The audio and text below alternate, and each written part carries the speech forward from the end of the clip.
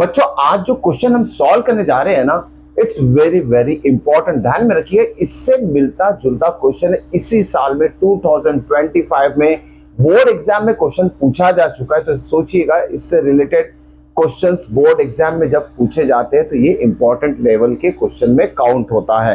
तो चलिए सॉल्व करते हैं question number 2 from exercise 3.2 chapter number 3 pair of linear equations in two variable. Okay, तो चलिए देख लेते हैं क्वेश्चन में क्या दिया और हमें क्या करना है। Okay, solve 2x plus 3y is equal to 11, 2x minus 4y is equal to 24।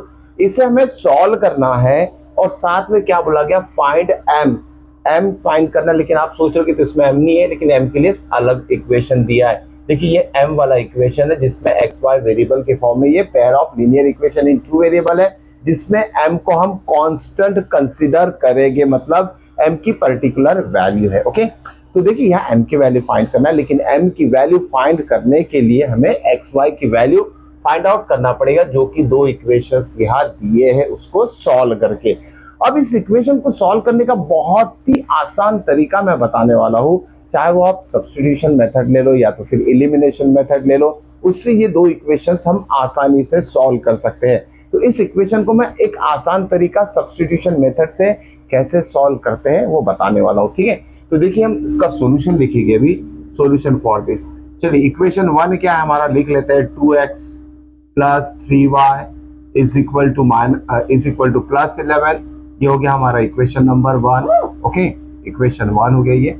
Equation 2 है हमारे पास 2x minus 4y is equal to minus 24। देखिए अगर आप एलिमिनेशन अप्लाई करना चाहते हो तो एलिमिनेशन अप्लाई कर सकते हैं कि सब्स्टिट्यूशन से सॉल्व करने में जा रहा हूँ। ये दोनों इक्वेशन को सॉल्व करना है हमें सब्स्टिट्यूशन मेथड से। सपोज तो कैसे किया जाए, देखिए हमारे माइंड में क्या रहता है, सिर्फ एक इक्वेशन से x या y वेरिएबल की वैल्यू हम दूसरे इक्वेशन में सब्स्टिट्यूट करेंगे। मैक्सिमम स्टूडेंट यही सोचते हैं कि चाहे इस इक्वेशन से x की या y की वैल्यू इसमें डाल दो तो आंसर आएगा। ठीक है, थोड़ा और डीप में अगर आप सोचोगे ना, जरूरी कि x की वैल्यू ही डाले। यार देखिए दो चीजें मुझे कॉमन नजर आ रही है, 2x यहाँ भी है, 2x यहाँ भी है।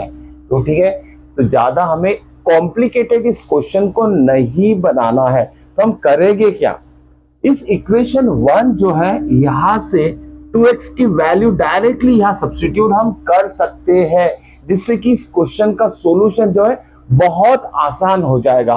तो हम क्या करते हैं, देखिए 2x को यही रहने देते हैं और ये 3y जो है इधर भेज देते हैं राइट साइड में, तो ये हो जाएगा माइनस 3y।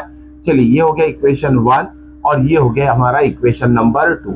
अब यहाँ क्या लिखेंगे, put value of 2x in equation 2 में सब्स्टिट्यूट कर दिया। ठीक है, अब इक्वेशन 2 में कहा 2x है, देखेंगे ये है 2x, इस 2x के जगह हम लिखेंगे ये वैल्यू 11 माइनस 3y और उसे हम सॉल्व करेंगे।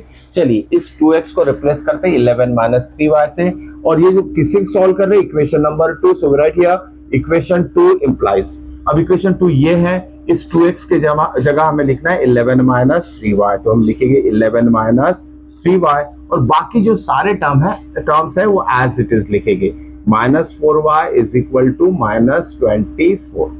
ठीक है, तो अब देखिए ये सिंपल y के फॉर्म में एक सिंपल इक्वेशन आ गया है, इसे हम सॉल्व करेंगे।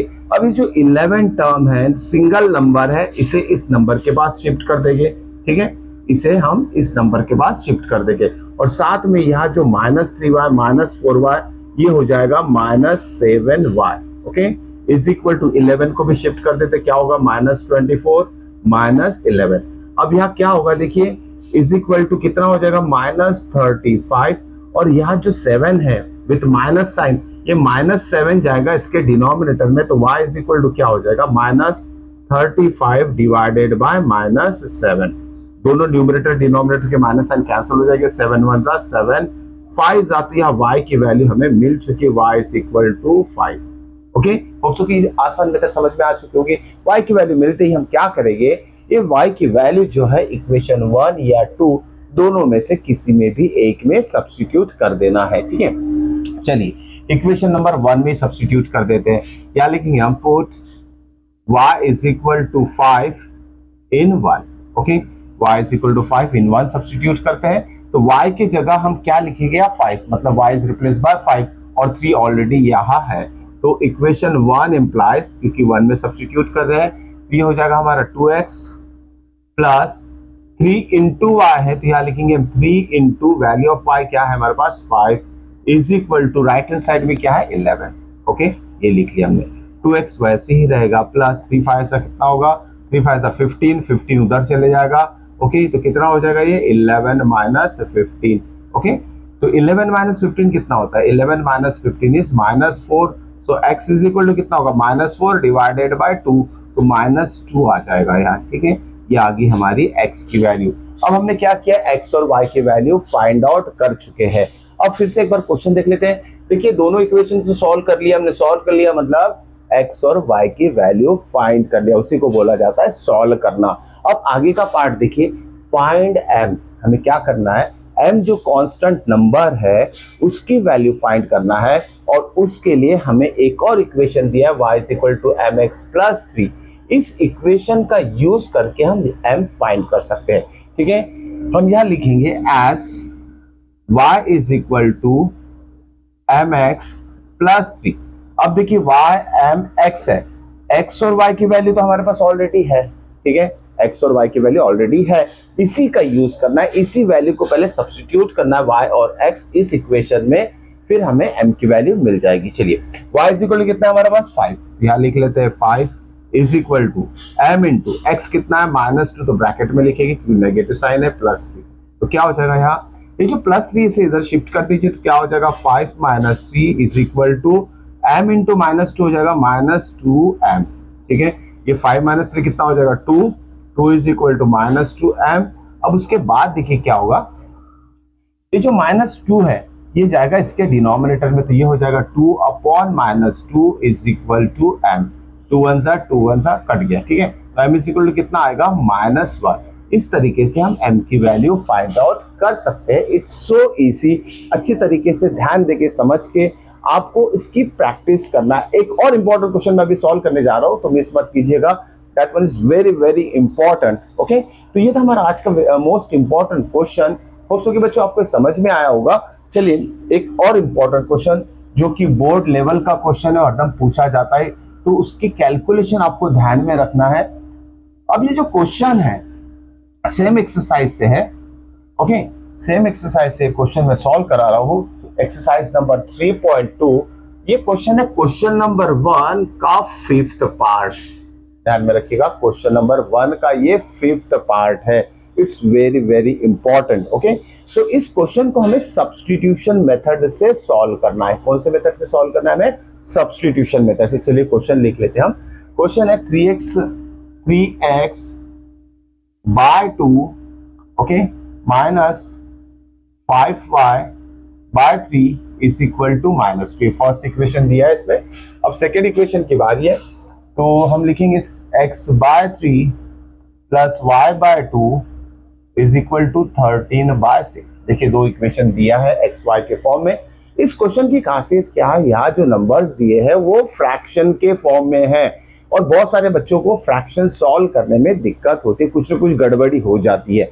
तो ऐसे बच्चे खासकर इस क्वेश्चन को बहुत अच्छी तरीके से ध्यान देके समझना है। ऐसे बच्चों को किस तरीके से कैलकुलेशंस किए जाते हैं, क्रॉस मल्टीप्लिकेशन किए जाते हैं। तो देखिए सबसे पहले क्या करेंगे, दोनों इक्वेशन को हम बड़ा सिंपल तरीके से स्टैंडर्ड फॉर्म में कन्वर्ट कर देते हैं। कैसे करेंगे देख लीजिए। ये जो फर्स्ट इक्वेशन है इसे हम सिंपल क्रॉस मल्टीप्लिकेशन कर सकते हैं। 3 × 3 9, 9x माइनस है तो माइनस लिख लिया। 3 2 5 से कितना हो जाएगा 10, 10y हो गया और डिनोमिनेटर में दोनों नंबर से मल्टीप्लाई कर दीजिए। 2 × 3 6 हो जाएगा, ठीक है, इज इक्वल टू -2, ठीक है, इस तरीके से। अब उसके बाद क्या करना है हमें, देखिए ये जो डिनोमिनेटर का 6 से इधर जाके मल्टीप्लाई हो जाएगा तो क्या हो जाएगा 9x minus 10y is equal to 6 × 2 कितना हो जाएगा 12 और साथ में माइनस साइन। ये हो गया सपोज हमारा इक्वेशन नंबर 3 ले लेते हैं क्योंकि ये इक्वेशन 1 हो जाएगा हमारा गिवन और ये इक्वेशन नंबर 2 हो जाएगा। देखिए इसको सॉल्व करने के बाद एक और नया इक्वेशन मिला है हमें। ओके, ये इसी से बना है, ध्यान में रखिएगा। तो इससे ये इक्वेशन नंबर 3 मिल गया, इसे भी हम सिंप्लीफाई करेंगे आसान तरीके से और सिंपल इक्वेशन में कन्वर्ट कर देंगे स्टैंडर्ड फॉर्म में। तो यहाँ भी हम क्या करेंगे, क्रॉस मल्टीप्लीकेशन 2 इंटू एक्स कितना हो जाएगा 2x plus 3 into y 3y divided by 6 is equal to 13/6। ठीक है। अब बच्चों देखो यहाँ इंपॉर्टेंट चीज नोट करने लायक है, यहाँ दोनों साइड में फ्रैक्शंस है। इस फ्रैक्शन होल फ्रैक्शन के न्यूमरेटर में 2 टर्म्स एडिशन के फॉर्म में दिया, या सिंगल टर्म दिया और डिनोमिनेटर सेम है, एक ही डिनोमिनेटर है वो भी सेम है। तो ऐसे फ्रैक्शन में जब बीच में इक्वल टू है और डिनोमिनेटर सेम है तो ये कैंसल हो जाते हैं। देखिए कैंसल हो जाते हैं, 6 कैंसल। कैसे कैंसल होगा, 6 अगर इधर मल्टीप्लीकेशन में जाएगा तो वैसे भी कैंसल हो जाता। तो ये लिखने की जरूरत नहीं, एक स्टेप जो है आपकी कम हो जाएगी, डायरेक्ट कैंसल कर दीजिए। ठीक है। कैंसल करने के बाद जो इक्वेशन रह जाएगा वो है 2x plus 3y is equal to 13। ये हो गया हमारा इक्वेशन नंबर 4। ठीक है। अब देखिए यहाँ अब क्या करना है हमें, अब इस मेथड में हम यहाँ जो इसे सॉल्यूशन निकालना है वो सॉल्यूशन हमें क्या निकालना है, using substitution method. Substitution method का यूज हमें यहाँ करना है। तो हम क्या करेंगे, यहाँ सब्स्टिट्यूशन मेथड यूज करने के लिए किसी भी एक वेरिएबल की वैल्यू जो है, किसी भी एक वेरिएबल की वैल्यू यहाँ से बोलो या तो यहाँ से बोलो, लेकर हम दूसरे इक्वेशन में सब्स्टिट्यूट करते हैं। मान लेते हैं यहाँ से x की वैल्यू लिए उठा के यहाँ डाल दीजिए, ओके, और उसे सॉल्व कीजिए। चलिए यही से ले लेते हैं इक्वेशन नंबर 4 से। x की वैल्यू क्या होगी, ओके, तो यहाँ देखिए पहले 2x को लेफ्ट साइड में रखते हैं और 3y को उधर भेज देते, 13 माइनस 3y हो जाएगा। ठीक है, 13 माइनस 3y, और x की वैल्यू क्या हो जाएगी 13 minus 3y and whole divided by 2, ये आ गई x की वैल्यू। ठीक है, आप इससे इक्वेशन नंबर 5 भी दे सकते हो, जैसी आपकी जरूरत है उस हिसाब से आप नंबरिंग कर सकते हो, इससे क्वेश्चन और आसान होते जाता है। ठीक है। अब क्या करेंगे, यहाँ इक्वेशन जो ये जो x की वैल्यू मिली है 13 माइनस 3y बाय 2, इसे हम सब्स्टिट्यूट कर देंगे इक्वेशन नंबर 2 में। ठीक है, कहाँ सब्स्टिट्यूट करेंगे, इस x के जगह सब्स्टिट्यूट करेंगे। ठीक है, इस x के जगह। तो कैसे करेंगे देख लीजिए, यहाँ लिख लेते हैं पुट इक्वेशन 5 इन 3। इक्वेशन 3 में सब्स्टिट्यूट कर रहे हैं, इसलिए 3 इंप्लाइज, इक्वेशन 3 इंप्लाइज क्या हो जाएगा, देखिए 9 वैसे ही रहेगा इनटू, अब यहाँ ब्रैकेट यूज करना है क्योंकि इतने सारे टर्म्स है, सारे टर्म्स को हम लिखेंगे 13 minus 3y divided by 2। Okay, ये हो गया x की वैल्यू, उसके बाद minus 10y, okay, is equal to minus 12। ठीक है। अब देखिए बच्चों, यहाँ इस तरीके के जब कॉम्प्लिकेटेड टर्म्स या तो स्टेप आ जाती है, यहाँ होती है बच्चों की गलती। तो हमें यहाँ गलती नहीं करना है, स्टेप बाय स्टेप इसे सॉल्व करना है। यहाँ देखिए ये 9 इंटू में ब्रैकेट के साथ 9 और 2 से अगर ये डिविजिबल रहता है तो कट कर सकते थे, नहीं है, 9 ऑड है 2 इवन है, 2 के टेबल में 9 नहीं आता, नहीं अगर कट होता है तो क्या करेंगे हम, इस 9 से इस दोनों टर्म को मल्टीप्लाई कर दीजिए, क्या होगा 9 इंटू 13, 9 3 जा कितना होगा, 9 3 जा 27। ठीक है, 9 1 जा 9 प्लस 2 11, 117 आ जाएगा, माइनस 9 3 जा कितना होगा, 9 3 जा 27, और y है तो y लिख लीजिए, डिवाइडेड बाय 2 कर दीजिए यहाँ, माइनस देखिए फ्रैक्शन में है तो इसे भी हम फ्रैक्शन के फॉर्म में लिख सकते हैं, 10y by 1 is equal to minus 12। अब देखिए दो फ्रैक्शन का सब्सट्रैक्शन है, ध्यान में रखिएगा, दो फ्रैक्शन का सब्सट्रैक्शन है। इसी लेवल का कैलकुलेशन की प्रैक्टिस आप बच्चों को चाहिए, ध्यान में रखिए, जो कर रहे हैं it's very very important step, इसी लेवल की प्रैक्टिस आपको चाहिए। तो स्टेप बाय स्टेप बहुत अच्छे तरीके से ध्यान देके आपको सॉल्व करना है। अब देखिए यहाँ क्रॉस मल्टीप्लीकेशन करेंगे हम, 1 इंटू दिस होल टर्म को 1 से मल्टीप्लाई करेगा तो कुछ भी चेंज नहीं आएगा, एज इट इज रहेगा, 117 माइनस 27y। अब इस 2 से इसे मल्टीप्लाई करेंगे तो कितना आ जाएगा, लेकिन साथ में माइनस साइन रहेगा, यहाँ माइनस लिख लेते हैं, 2 इंटू 10 कितना होगा 20y के साथ में लिखेंगे, इज इक्वल टू कितना होगा माइनस 12। लेकिन और एक चीज ध्यान में रखना, इसके डिनोमिनेटर में हमें लिखना है 2 इंटू 1 इज 2। ओके, इतना स्टेप होने के बाद अब इसे सॉल्व किया जाएगा स्टेप बाय स्टेप। देखिए होल डिनोमिनेटर बाय 2 है, ये 2 जाएगा, इससे मल्टीप्लाई हो जाएगा, और साथ में ये y वाले टर्म जो है उसे हम क्या करेंगे, सेम साइन है, माइनस माइनस ऐड अप हो जाएंगे, 27 प्लस 20 कितना होगा माइनस 47y, और 2 इधर जाके मल्टीप्लाई हो जाएगा तो कितना हो जाएगा यहाँ 12 इंटू 2 24, माइनस 24 हो गया। ठीक है, ये माइनस 47y को लेफ्ट साइड में ही रखना है, नंबर को नंबर के पास ले जाना है, तो कितना माइनस 24, और ये जो प्लस 117 है उधर जाएगा तो -117 हो जाएगा, ठीक है। -47y इज इक्वल टू कितना हो जाएगा, अब देखिए दोनों का एडिशन करना है हमें, क्या होगा 7 + 4 कितना होगा 11, ओके। 1 2 3 4 141 और साथ में माइनस का साइन आएगा, ठीक है। तो ये हमारी स्टेप होगी, इसके आगे की स्टेप देख लेते हैं। चलिए अब देखिए क्या है, y की वैल्यू निकालना है, तो y इज इक्वल टू क्या हो जाएगा हमारे पास -141 डिवाइडेड बाई ये -47 हो जाएगा, -47, ठीक है। माइनस माइनस कट कितना होगा 7 3 मतलब 47 3 141 आना चाहिए, 47 3, ठीक है। तो y की वैल्यू कितनी होगी, this implies y is equal to आ गया हमारा 3, अब y की वैल्यू आ चुकी है, ठीक है। अब देखिए इक्वेशन 5 क्यों दिया है यहाँ, अगर x की वैल्यू निकालना है तो ये y की जगह अगर हम 3 लिख लेते तो x की वैल्यू आ जाएगी। तो अभी हमें करना क्या है, y इज इक्वल टू 3 इस इक्वेशन 5 में हम रख सकते हैं। अगर आपको 5 में नहीं रखना है तो 1 में रखिए, 2 में रखिए, 3 में रखिए, 4 में रखिए, कोई भी इक्वेशन में अगर आप वैल्यू सब्स्टिट्यूट करते हैं तो x की सेम ही वैल्यू आएगी, कुछ भी डिफरेंस नहीं आएगा, बस लेवल ऑफ कैलकुलेशन जो रहेगा थोड़ा डिफिकल्ट रह सकता है। इसलिए इक्वेशन 5 जो है सबसे आसान इक्वेशन है जिससे कि हम x की वैल्यू फाइंड आउट कर सकते हैं। तो डायरेक्टली हम लिख लेते हैं इक्वेशन 5 इंप्लाइज, अब 5 के लिए क्या लिखेंगे हम, पहले लेफ्ट हैंड साइड का x लिख लिया, ठीक है, is equal to right hand side का जो न्यूमरेटर है उसे लिख लिया 13 माइनस ये 3 लिख लिया, और ये y जो है इस y की जगह हम 3 सब्स्टिट्यूट कर देंगे, डिवाइडेड बाय 2 लिख लिया, सिर्फ y की वैल्यू सब्स्टिट्यूट करना है हमें। x इज इक्वल टू कितना हो जाएगा 13 माइनस 3 3 9 हो जाएगा, 13 माइनस 3 कितना हो जाएगा, ये 4/2 दैट इज 2। तो x की वैल्यू कितनी आ गई हमारी 2 आ चुकी है। So this is the solution for this given pair of linear equations in 2 variable.